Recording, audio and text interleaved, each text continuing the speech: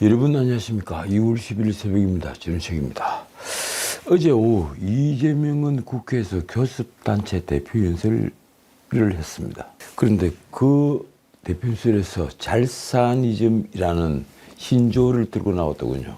참 기가 막혔습니다. 이른바 대선 출정식을 한 것인데 기본소득이라는 말도 예전했습니다. 그러니까 좌도 유혹하고 우도 유혹하고 모두 다 유혹을 해보겠다, 뭐 이런 것처럼 보였습니다. 지금 민주당 어떻습니까? 주 52시간제는 반드시 지켜야 한다 이러면서 삼성전자 같은 기업을 6개를 만들어야 되겠다, 뭐 이런 말도 하고 있죠. 그래서 3% 성장을 한다, 이런 꿈 같은 소리를 하고 있습니다. 어떻든 저는 이제 민주당을 신뢰하지 않습니다. 이번 겨울 지금 혹독했던 추위도 어제가 마지막이라고 합니다. 겨울은 다 간 것입니다. 만물이 살아나는 봄이 오면 다 죽었던 나무, 잘린 가지 끝에도 새싹이 돋아 나올까요? 어제 이 밤 8시경이 되어서 나온 뉴스입니다. 이 국가인권위원회가 윤석열 대통령의 방어권 보장을 국회와 헌법재판소 그리고 검찰, 경찰 같은 공수처 같은 각 수사기관에 권고를 하는 안건을 전원위원회에서 수정 의결했다 하는 뉴스가 나왔습니다. 10일 오후 3시부터 열린 2025년 제2차 전원위원회에 상정이 된 계엄 선포로 야기된 인권침해 방지 대책 권고의 건이 원안입니다. 김용원, 이충상 상임위원과 한석훈, 이한별, 강정혜 비상임위원의 찬성으로 의결이 되었습니다. 이 안건은 김용문 상임위원과 한석훈, 김종민, 이한별 비상임위원이 제출했던 것입니다. 이 안건에는 각 기관에 대한 권고 내용이 구체적으로 언급이 되었습니다. 그래서 아주 중요한 겁니다. 첫째, 국회의장에게 한덕수 국무총리가 대통령 권한 대행직을 수행할 수 있도록 그에 대한 탄핵소추를 처리할 것을, 향후 공직자에 대한 탄핵소추를 남용하는 일이 없도록 할 것을 권고를 했습니다. 둘째, 헌법재판소장에게 이 한덕수 총리에 대한 탄핵 심판 사건을 신속하게 심리해서 결정할 것을 권고했습니다. 이건 많은 언론에서도 이 사설에서까지 거론을 했죠. 또 윤 대통령에 대한 방어권을 보장하고 형사소송에 준하는 증거조사 실시 등 적법 절차 원칙을 준수할 것을 표명했습니다. 아마 어제 헌재 공보관이 한 말과 상당히 배치되는 내용이니까 이 인권위의 표명 내용을 듣고 헌법재판소 공보관이 꽤 충격을 받았을 겁니다. 서울중앙지법과 중앙지역군사법원에는 윤 대통령 등 계엄 선포 관련 피고인들에 대한 보석을 허가할 것을 표명했습니다. 이 나라 인권의 최후 보루인 인권위에서 관련자들이 보석을 허가해라, 이렇게 의견을 표명한 것은 무엇을 의미하는 겁니까? 내란죄로 엮은 것이 상당히 문제가 있다, 이런 의미심장한 내용을 포함하고 있는 겁니다. 그리고 이 검찰, 공수처, 국수본 그리고 국방부 조사본부, 국방부 검찰단장에게는 수사에서 무죄 추정의 원칙을 준수할 것과 그리고 불구속 수사 원칙을 위배하는 일이 없도록 할 것을 권고했습니다. 솔직히 이대로 지켜졌다면 지금 구속될 사람은 아무도 없겠죠. 불과 6시간의 비상계엄 선포 기간 안에 아무런 사상자도 없고 피해도 거의 없는 그 짧은 해프닝 같은 사건에서 지금 삼성 장군만 몇 명이 구속이 되어 있습니까? 그리고 육군참모총장까지 구속이 되어 있습니다. 그 뒤에 대통령까지 그 난리를 치면서 수많은 경찰력을 동원해서 체포를 했고 관할 위반까지 해가면서 구속영장을 청구를 했고 끝내 구속을 시켰습니다. 그런데 이 찬성을 했던 강정혜 비상임위원은 의안 내용 중에 동의하지 않은 부분이 많다며 마지막까지 결정을 고민을 하다가 안건에서 다음의 내용들을 삭제할 것을 요청을 했고 이 요청이 받아들여지자 안건이 가결됐다고 합니다. 강정혜 위원이 삭제를 요청한 내용은 이렇습니다. 계엄 선포는 헌법이 대통령에게 부여한 고유 권한으로 윤 대통령 등 계엄 선포 관련자들 전원에 대해서 구속영장을 발부한 것은 정당하다고 보기 어렵다. 이걸 삭제를 해달라. 쉽게 말해서 법원과 정면 충돌하는 것은 그렇지 않느냐 이런 의견이 뜬 것 같습니다. 그 다음에 서울중앙지법과 중앙지역 군사법원 소속의 법관들은 사회 분위기에 휩쓸렸다. 법원의 판사가 이 내란죄에 대해서 어떤 의심도 하지 않고 그리고 공수처 수사권이 없는 것조차 전혀 고려하지 않고 구속영장을 발부를 했다. 이 문제를 짚었는데 그걸 사회 분위기에 휩쓸렸다 이렇게 표현을 했습니다. 그런데 이것도 삭제를 해달라. 그 삭제가 됐습니다. 또 수사기관 종사자들과 법관들이 함부로 내란죄 승립을 예단한 것은 크게 개탄할 일이다.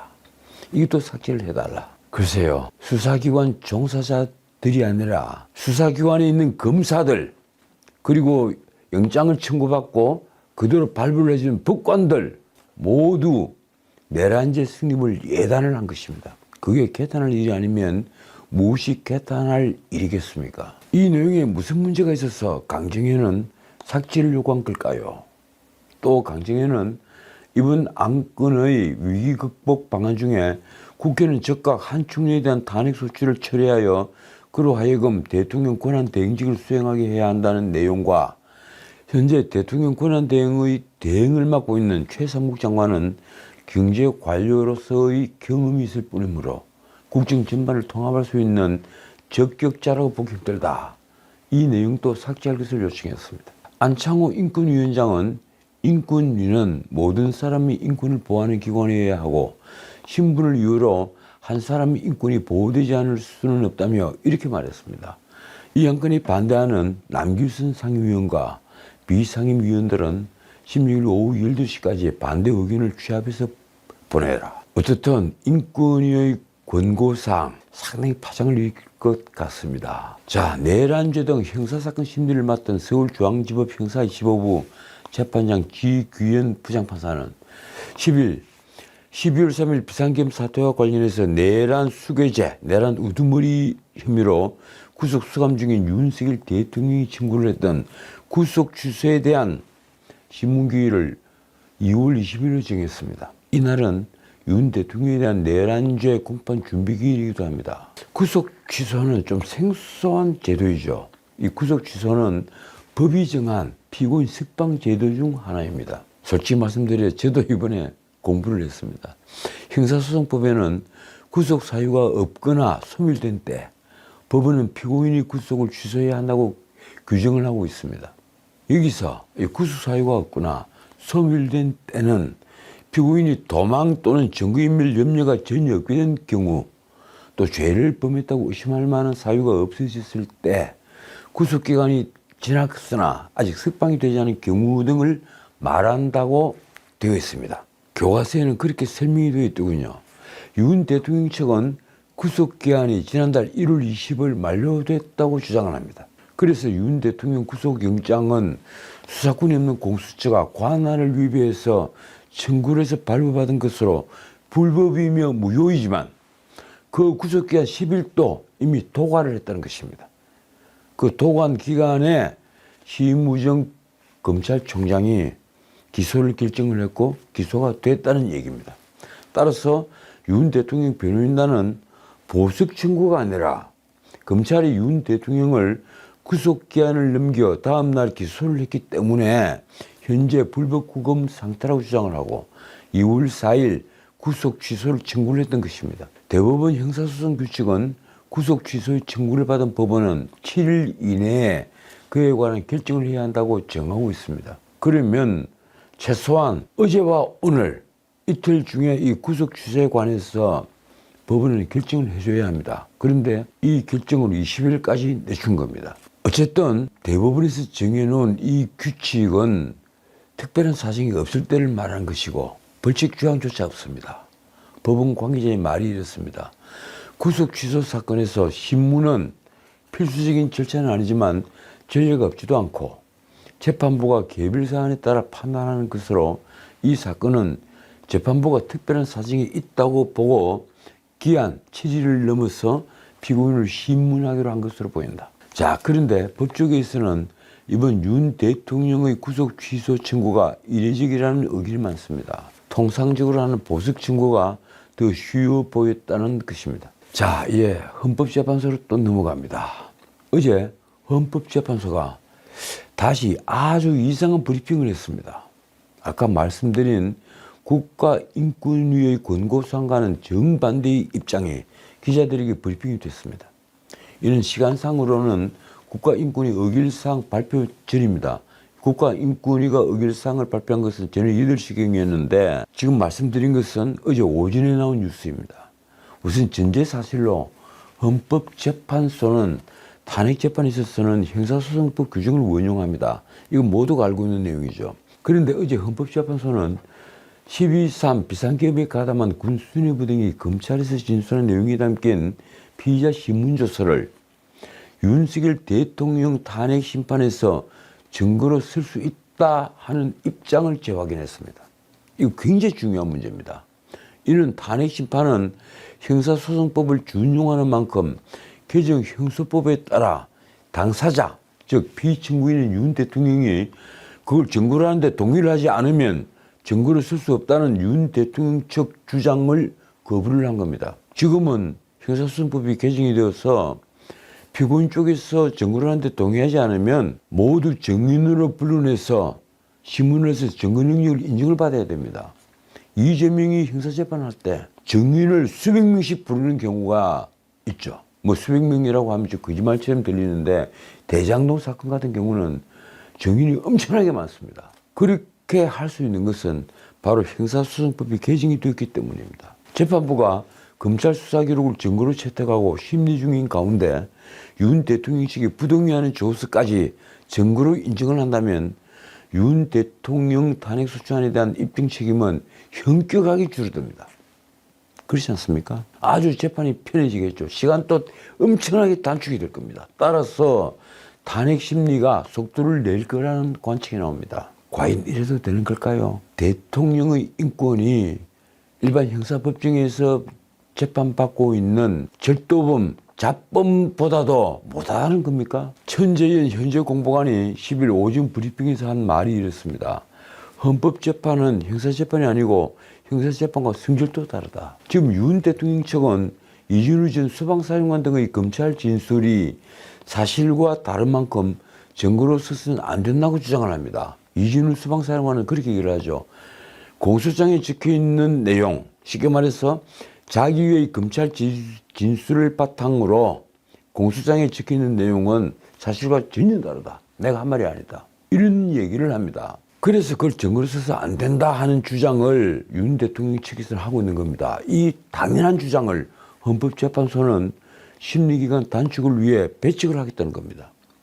2020년 개정된 형사소송법은 검찰 피의자 신문조서의 증거 능력에 대해서 공판 기일에 그 피의자였던 피고인 또는 변호인이 그 내용을 인정할 때 한정하여 증거를 할 수 있다. 이렇게 규정을 하고 있습니다. 바꿔 말하면 증거를 하는데 동의하지 않으면 그걸 증거를 할 수가 없다는 얘기입니다. 과거에는 경찰 조서만 그렇게 됐고 검찰 조서는 재판부 판단으로 언제든 증거로 사용을 할 수가 있었죠. 검찰 피의자 신문조서도 경찰 조서처럼 피고인이 동의를 하지 않는다면 재판의 증거로 쓰지 못한다. 이거 엄청난 개혁이었습니다.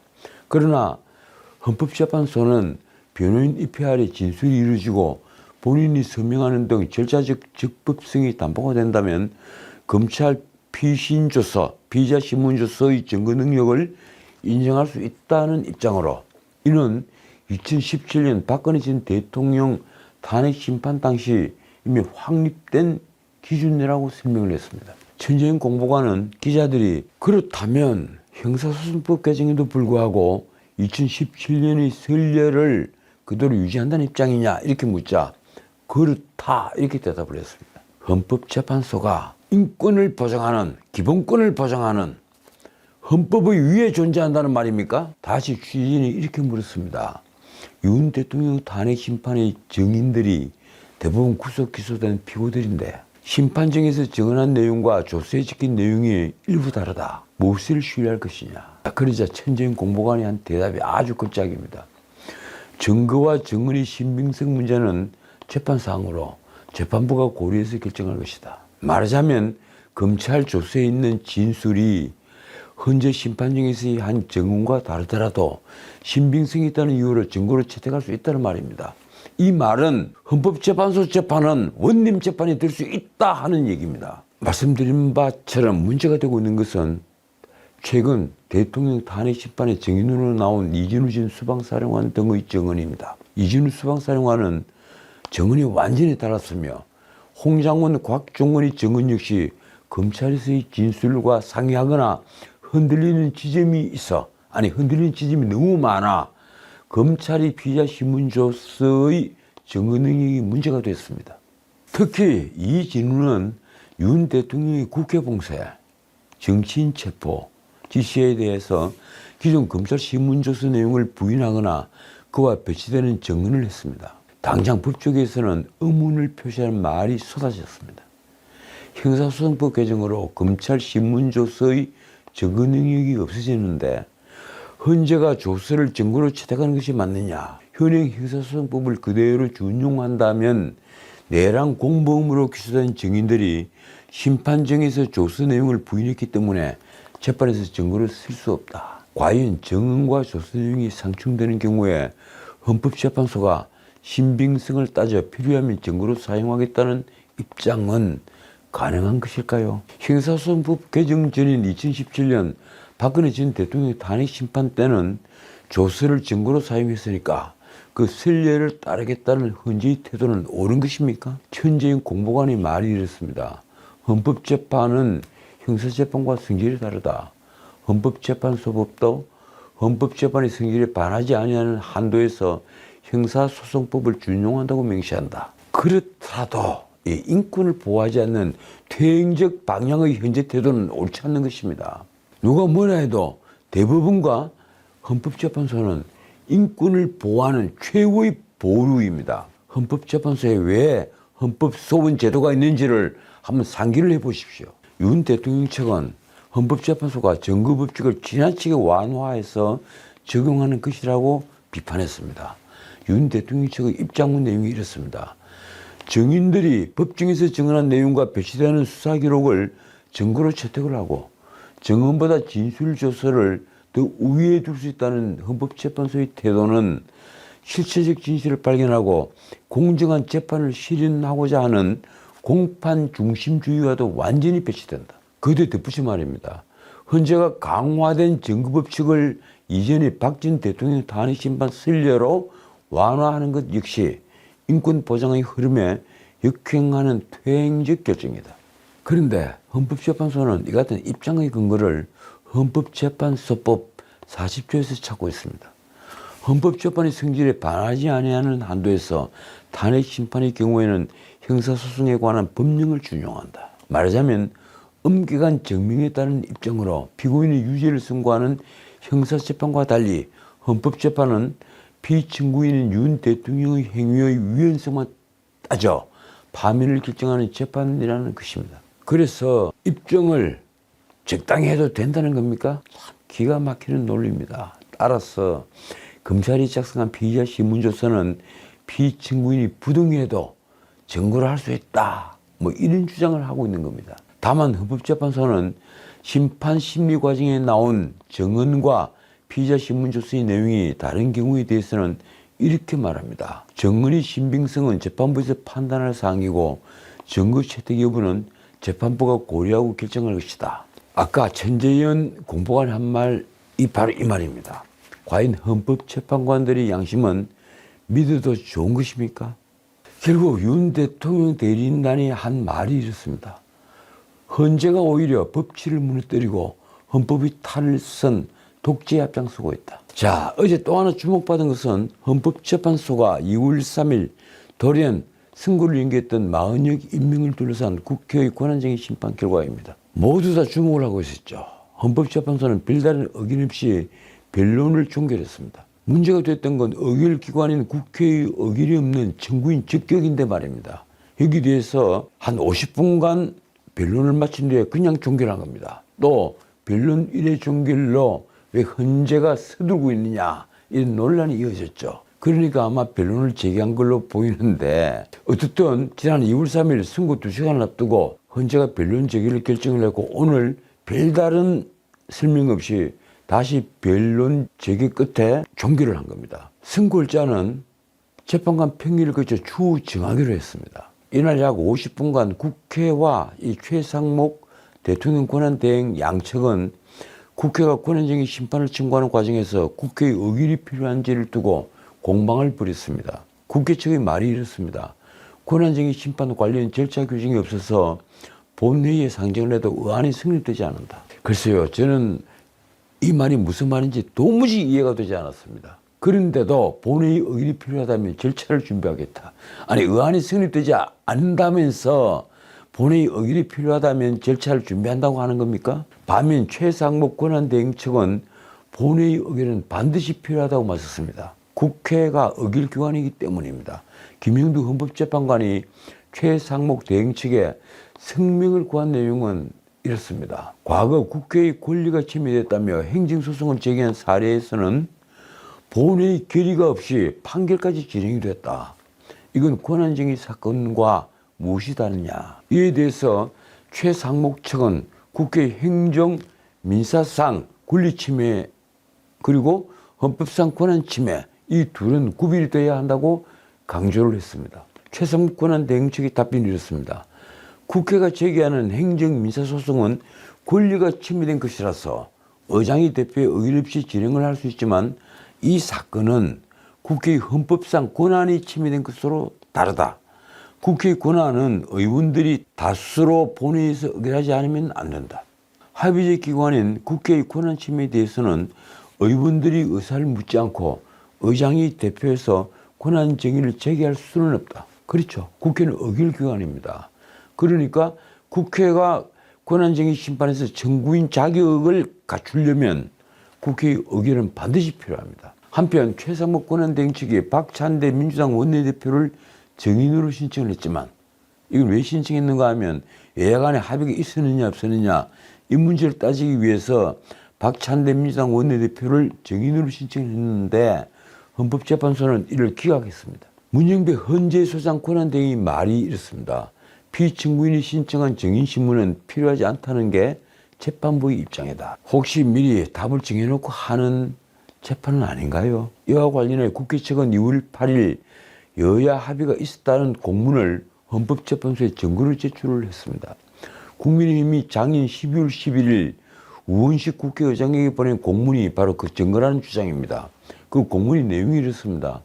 국민의힘이 40역을 포함한 재판관 후보자 3사람 선출을 위한 인사청문 특별위원회에 참가하며 위원장으로는 정점식 그리고 여당 간사로 곽규택, 청문위원으로 김대식, 김기웅, 박승문 의원을 각각 선임한다. 국회 측 양홍석 변호사의 주장이 이렇습니다. 국민의힘이 후보자를 추천하고 청문회 개최 명단까지 송부를 한 것인만큼 후보자 3명을 선출하는 것에 합의를 했던 것이다. 그런데 최상목 권한대행 측은 불식됩니다. 국회 측의 주장을 이렇게 일축을 했습니다. 해당 공문은 국민의힘 원내 지도부 공백기에 행정적으로 보낸 공문에 불과할 뿐으로 양당 간에 합의는 없었다. 말하자면 작년 12월 원내대표가 추경호에서 권성동으로 바뀌는 공백기에 형식적으로 보낸 공문이라는 것입니다. 추경호 대표 당시 야당과 합의를 했는데 야당이 일방적으로 합의 내용을 바꾸고 권성동이 원내대표가 되면서 사실상 합의가 깨졌다는 주장입니다. 최상목 권한대행 측 임승근 변호사의 말이 이렇습니다. 여야가 헌법재판소장 후보자의 야당 동의를 전제로 여당 1인, 야당 1인, 나머지 1명은 추후 논의하는 것으로 합의를 했는데 야당이 일방적으로 여당 1인, 야당 2인으로 추천을 한 것이다. 그러면서 이렇게 덧붙였습니다. 작년 12월 16일 우원식과 권성동의 면담 다음 날인 17일 있었던 우 의장과 여야 원내대표 첫 회동에서도 재판관 후보 추천 문제는 합의를 하지 못했다. 이에 국민의힘은 재판관 후보자 인사청문 특위에 불참을 했고 인사청문회는 결국 여당이 불참한 채 진행이 됐다는 것입니다. 이까지는 모두가 보도가 돼서 알려져 있죠. 그런데 왜 헌법재판소는 박찬대 증인이 필요 없다면서 고개를 흔들었을까요? 최상목 대행이 작년 12월 31일 여야 합의가 확인되지 않았다며 정계선 조한창 재판관만 임명을 하고 마은혁은 임명을 보류한 것이 바로 이 때문이었습니다. 결국 최상목 권한대행측은 이와 관련한 추경호와 권성동의 진술서를 헌법재판소에 제출했습니다. 자, 오늘은 여기까지입니다. 윤석열은 모든 책임을 지고 물러나 달라. 이 말 누가 인지 아십니까? 이명박 정부에서 법제처장을 지낸 이석연이 윤석열 대통령이 헌법재판관 전원 일주로 파면될 것이라면서 한 말입니다. 이석연은 JTBC 방송과의 인터뷰에서 윤 대통령의 비상계엄 선포는 아주 명백한 사건이라며 이렇게 말했습니다. 그렇기 때문에 저는 재판관 전원 일치로 파면 결정이 나오리라고 본다. 늦어도 3월 초순 전에는 헌법재판소가 선고를 할 거다. 이석연이 말한 헌법 위반 사항은 이렇습니다. 두 가지가 있습니다. 하나는 계엄 선포에 필요한 국무회의 심의와 국무위원 서명을 거치지 않은 것. 또 하나는 윤 대통령이 주장하는 거대 야당의 횡포는 계엄 선포 요건인 전시사변 또는 이에 준하는 국가 비상사태에 해당하지 않는 것이다. 그런데 이 수많이 보도가 되었지만 국무회의 형식은 갖추지 않았지만 국무위원과 계엄 논의를 한 것은 사실입니다. 당시 상황이 비상계엄 요건에 해당되느냐 여부에 대한 판단은 오직 대통령만이 할 수 있는 것으로 사법심사의 대상이 되지 않는 고도의 통치행위입니다. 설사 그렇지 않다 하더라도 통치행위가 아니라 하더라도 노무현 탄핵 재판에 비추어 볼 때 이번 일이 과연 파면의 이를 정도의 중대한 잘못일까요? 노무현 탄핵 기각 때 그런 표현을 썼죠. 잘못은 있지만 정치적 중립을 위반한 잘못은 있지만 탄핵에 이를 정도는 아니다. 그러면서 탄핵에 이를 정도가 되려면 적어도 뇌물죄 정도의 범죄는 있지 않아야 하느냐 이런 설명까지 덧붙였습니다. 거기에 비하면 지금 윤석열 대통령은 무슨 잘못을 저지른 걸까요? 이석연은 보수 언론이자 법조인으로서 윤 대통령에게 지금 어떤 이야기를 해주고 싶느냐 이런 방송사의 질문에 이렇게 대답을 합니다. 대통령은 국민의 자존심이다라는 말은 지금 핫대가 아니다. 이 위헌적이고 혼란스러운 이 사태를 만들어 놓고도 진정으로 사과를 한 적이 없다. 지금이라도 이런 사태를 초래한 데 대한 모든 책임을 지고 물러나 달라. 저는 이석연이 비상계엄 사태 불과 5일 전인 11월 28일 여의도 식당에서 이재명과 점심밥을 먹으면서 집권하면 정치보복을 하겠느냐 하는 식의 문답을 했을 때 그를 보수 언론은커녕 농객의 반열에서 제외를 했습니다. 지식인에게 생명처럼 중요한 것은 무엇일까요? 그건 자신의 양심을 지키는 일입니다. 제가 이 나이까지 살면서 정말 이번에 다시 깨달았습니다. 자신의 양심을 지키는 것, 그건 생명처럼 중요한 일입니다. 지금까지 전희석이었습니다.